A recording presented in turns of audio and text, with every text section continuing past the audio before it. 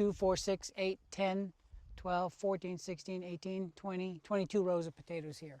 The Passamaquoddy people have had enough of capitalism. And we got the peas and the spinach, I have sunflowers. The tribe, which traces 12,000 years of history here, is fighting back with food. Tomatoes. We've got mounds over there with zucchini. I have basil. Instead of exporting crops to what they call the newcomers in the United States to generate revenue, the tribe has shifted the basis of its development to food self-sufficiency. This is more valuable than money. To me, this is whole healing for a community right here. And the Passamaquoddy needs healing. Obesity and diabetes are widespread. Average life expectancy is as much as 30 years lower than for Americans.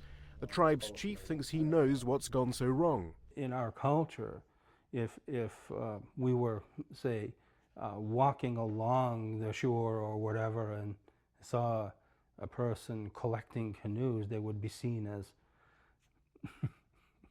just kind of odd, because there's absolutely no reason for a person to possess that number of canoes. So you're talking about capitalism.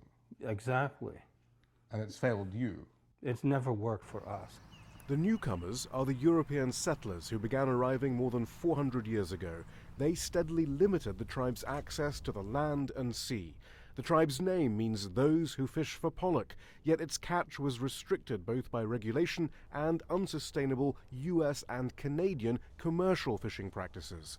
By mid-20th century, the Passamaquoddy was being fed by deliveries of canned goods from the US. The tribe was growing food, but cash crops for export.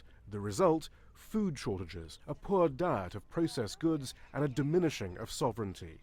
Now the Passamaquoddy are embracing an economic model that puts the tribe's interests first. The other industries that have been brought to native communities, Indian country, if you will, all seek to take advantage of our status for the purpose of serving other economic interests. In 4 years, the tribe hopes to be 50% self-sufficient.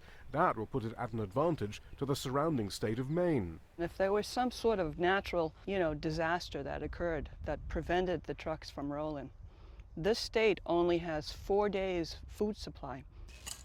It's a challenge to an economic and nutritional system that even many newcomers in the United States are now questioning. Shihab, Rattansi, Al Jazeera, the Pleasant Point Reservation.